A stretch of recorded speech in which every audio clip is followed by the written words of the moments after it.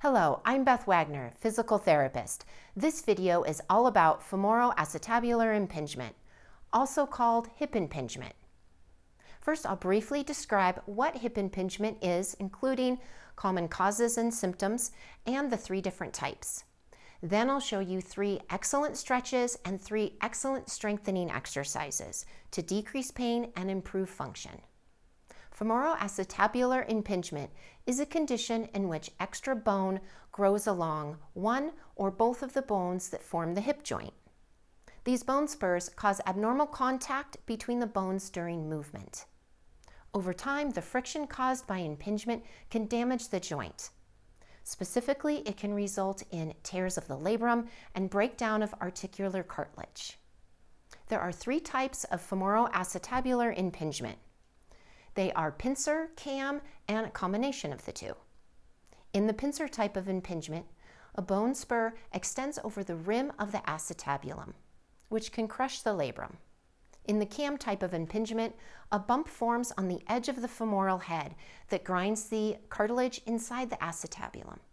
And a combined impingement means that both a pincer and cam type impingements are present, resulting in both damage to the labrum and to the articular cartilage. The primary cause of impingement is abnormal development of hip bones during childhood. Some people may never experience symptoms, and when symptoms do develop, it is usually because of damage to the labrum or cartilage. Because athletic individuals may work the hip joints more rigorously, they may begin to experience symptoms sooner than those who are less active. However, exercise itself does not cause impingement. The most common symptoms of impingement include pain in the groin and sometimes in the outside of the hip. And pain may be sharp and stabbing, provoked by turning or twisting of the hip and deep squatting. Pain may also just be a dull ache. There may also be stiffness in the hip and difficulty bearing weight or difficulty walking. The first recommendation to treat impingement is typically to modify activities to decrease symptoms. It can be helpful to assess your daily activities and consider what modification or changes could be made to decrease symptoms. In some cases, it's best if certain activities are completely avoided, especially during the initial recovery process. Exercises that are most helpful to address impingement include range of motion of the hip and strengthening of muscles that surround the hip to help support the joint. Improved flexibility and strength also relieve some stress on the damaged labrum and cartilage. Okay, now let's jump into the exercises.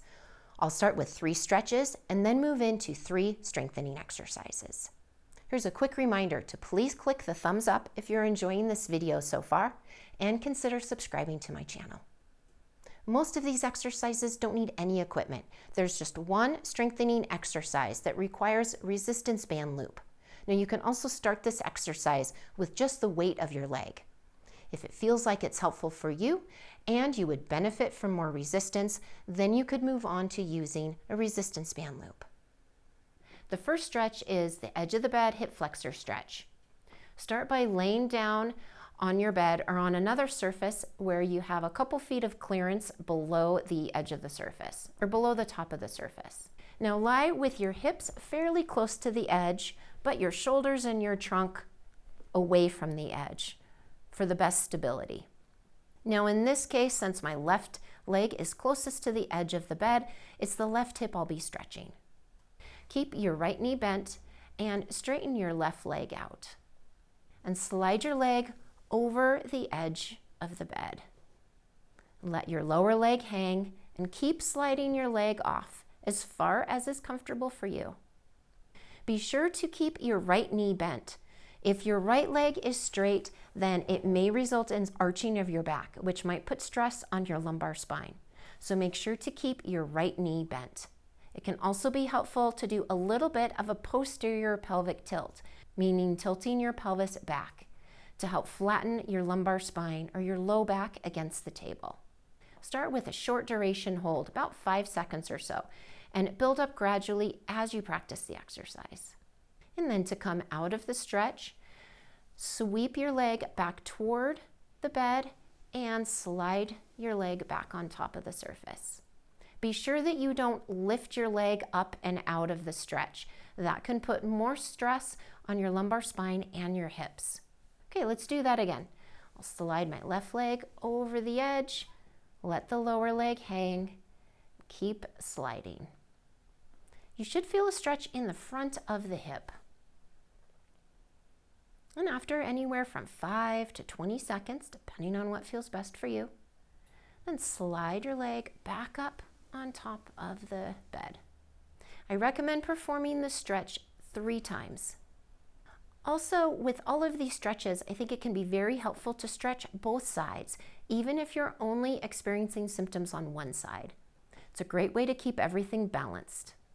So for the right side, you can either turn around so that your right side is closest to this edge, or I could slide over to the other edge. This time, I'll bend my left leg up and straighten the right leg. And now I'll slide my leg over the side and let it hang. And to come out of the stretch, slide the leg back up onto the surface. Perform 3 times. Next up is a piriformis stretch. This could be done either lying down or sitting up. The stretch tends to be more gentle lying down, a bit more intense sitting up. We'll show you the version lying down. Start on your back with your feet on the table, knees bent at a comfortable angle for you. And I'll show you a left piriformis stretch first. So I'll lift my leg up, cross my left ankle over my right knee, and then relax the knee. And this really has 2 parts. The first part is also called a figure 4 stretch.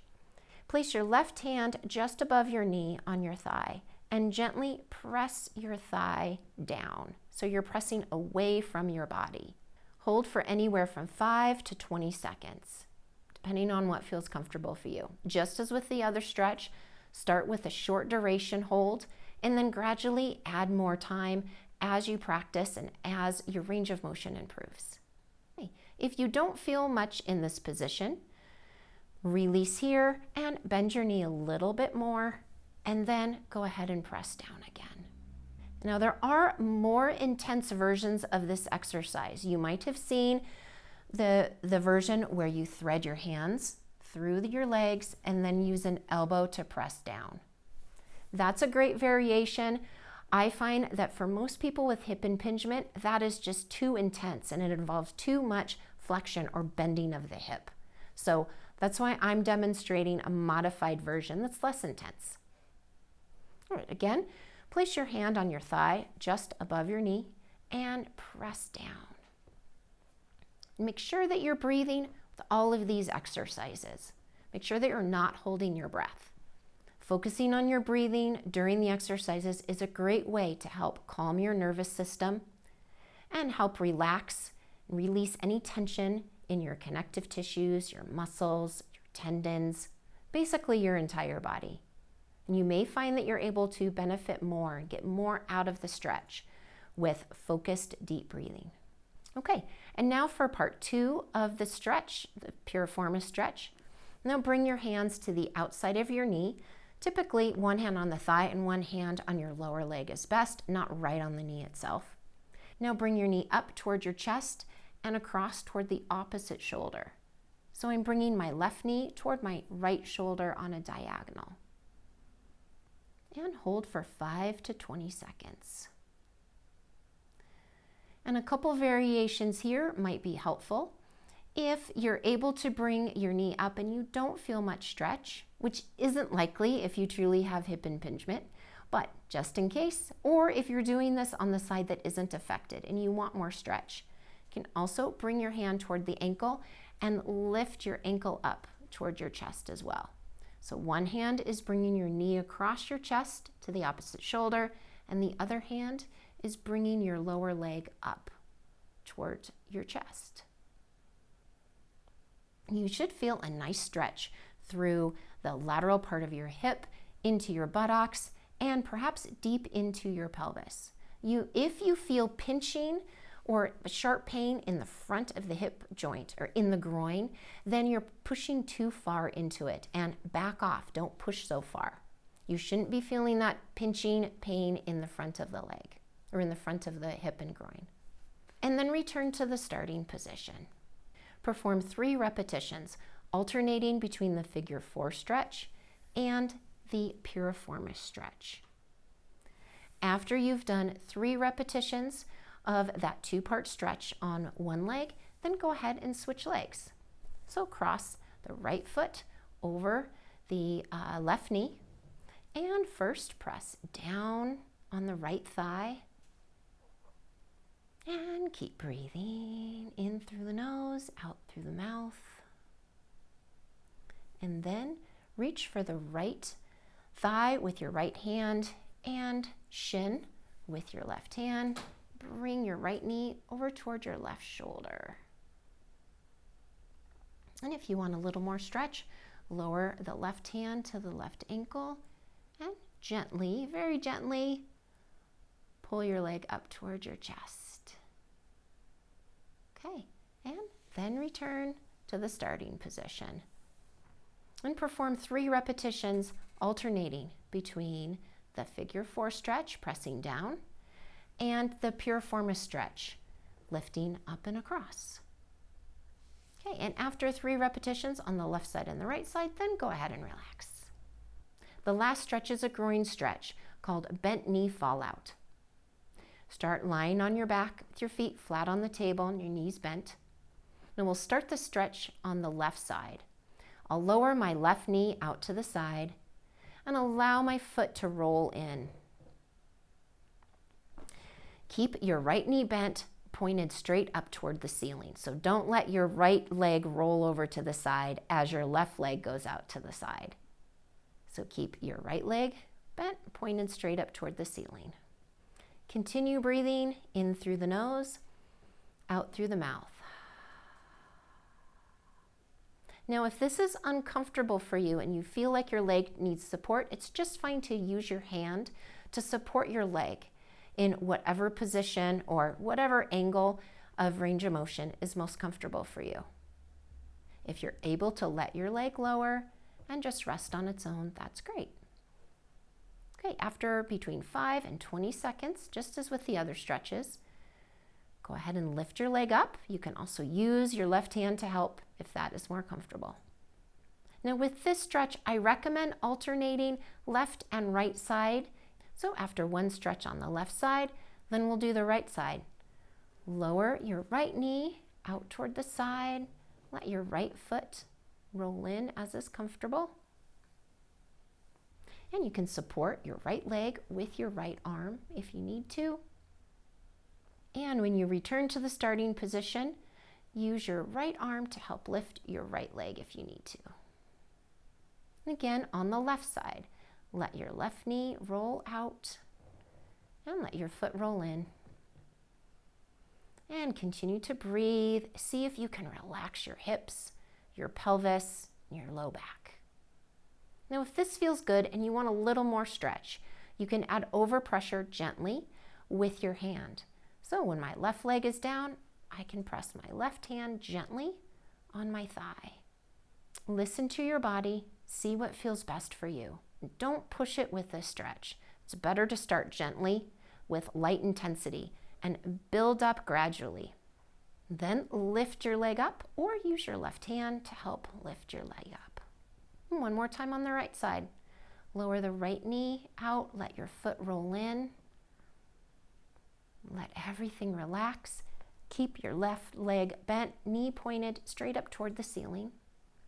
And now to add a little bit of overpressure, place your right hand on your right thigh and gently press down. Okay, and when you're finished, lift your right leg up, helping it if you need to with your right hand. Perform 3 repetitions, alternating between the left side and the right side. Okay, let's move on to the strengthening exercises. The first one is a bridge. Start by lying flat on your back with your feet flat on the surface, your knees bent, and your feet and your knees about hip distance apart. Just relax your arms by your side.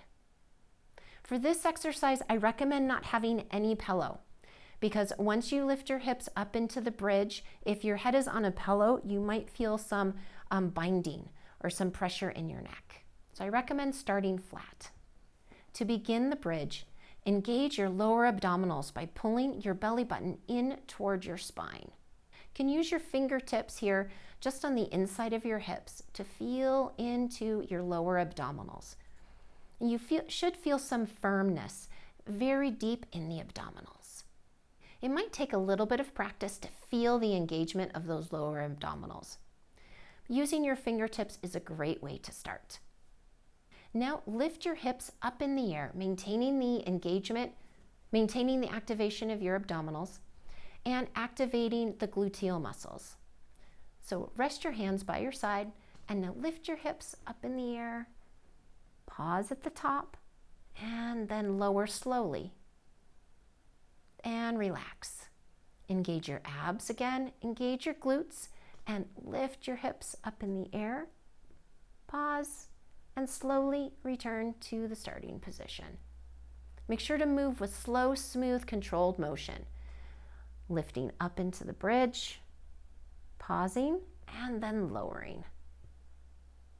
Again, listen to your body, start with what feels comfortable for you, and progress gradually.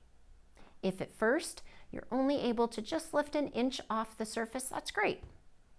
Perform the bridge at whatever height you can, as many repetitions as you can. It's also helpful to match your breathing with the movement. Inhale through the nose to prepare. And then as you exhale, engage your abs and glutes and lift into the bridge. And slowly lower. Again, inhale through the nose to prepare. Exhale, abs and glutes engaged. Lift your hips up and return to the starting position. If that breathing pattern feels good, fantastic. If it feels like you're not getting enough breath, you can also try inhaling to prepare and then exhaling on the lift and then inhaling as you lower and then exhale as you lift. Inhale as you lower. Exhale, lift. Inhale, lower. Experiment with that breathing pattern. See what feels best for you. All right, the last two strengthening exercises we'll do in standing. The next strengthening exercise is hip abduction and extension using a resistance band loop. Standing next to a countertop for support and for a little balance assistance, go ahead and put the loop around your ankles, your lower legs. All right, let's do a quick postural correction. Stand as upright as you can. Pull your belly button in toward your spine to engage the core abdominal muscles. And lift your chest, relax your shoulder blades down and back. All right, now turn to the side so that you can use a countertop for balance as needed. And first we'll begin the exercise moving the band with the right leg. Now I'll turn this way so that you can see the motion of my leg a little better. So I'll shift weight over to my left leg and then lift the right leg up to the side and come back to the center. Lift up to the side and come back to the center. Lift, pause, and lower. Lift and lower. Make sure you're breathing. Make sure you're not holding your breath throughout the entire movement. It might be helpful to exhale as you lift and inhale as you come back to the starting position. For example, inhale first to prepare, and then exhale, lift. Inhale, lower. Exhale, lift. Inhale, lower. If that breathing pattern feels comfortable for you, great. You might try experimenting with your breathing a little bit. See what feels best for you. Now we'll switch to exercising the left leg. Shift your weight over to the right leg and lift the left leg up and return to the center. Lift with control and lower, slow and smoothly. Lift with control and lower with control. Lift up and return with slow and smooth motion. Now you'll notice this is a fairly small lift when we're using the resistance band. If you're starting this exercise without the band, go ahead and lift up to a comfortable height. The purpose of this is to strengthen the muscles in the outer part of the hip. It's not to lift your leg as high as possible. So a small lift with this exercise is fantastic. Now for hip extension. Turn to the side, again, using the countertop for balance. I'll shift my weight onto the left leg, and now I'm going to lift my leg behind me. Pause, and with control, come back to the center. And lift the right leg back, come back to the center. Keep your ankle bent instead of pointed. Lift the heel back, pause, and lower. Make sure to keep your abdominals and your gluteals, your buttock muscles, engaged. Lift up and return. Lift with control and lower with control. Keep going with slow, smooth, steady motion. Exhale as you lift, inhale as you lower. Exhale, lift, inhale, lower.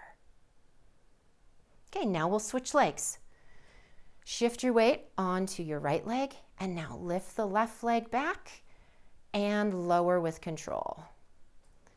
Sweep your heel back, pause, and lower. Lift, pause, and lower. Exhale, lift. Inhale, lower. Exhale, lift. Inhale, lower. For the hip abduction and extension exercise, shoot for 20 repetitions. Start with as many as you can do and build up gradually. You'll find that as you practice these exercises week by week, your strength will improve and you'll be able to perform more repetitions. If you find this particularly difficult using the resistance band, start this exercise with just the weight of your leg. Once you can do a couple sets of 20 repetitions easily, then go ahead and add a resistance band loop at the lightest level of resistance. Continue increasing resistance as you're able. I recommend performing the stretches daily and the strengthening exercises 2 to 3 times a week. See what feels best for you. Listen to your body.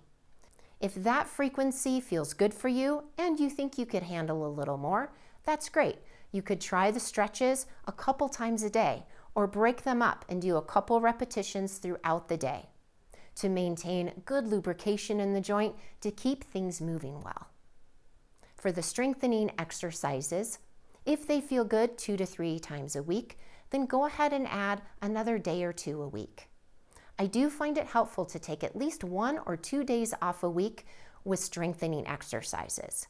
It's helpful to give your muscles a break, let them rest and recover and repair before continuing on with them the next day. And that wraps up the stretching and strengthening exercise program for hip impingement. I hope you find these exercises helpful to decrease your hip pain and improve your range of motion and daily function, ultimately to help you do the things you love to do every single day. Please subscribe to my channel, click the thumbs up, and click the bell if you'd like to be notified when I release new content. Please leave any questions or comments below and I'll get back to you as soon as I'm able. Here's to your healing, health, and happiness. Have a wonderful day.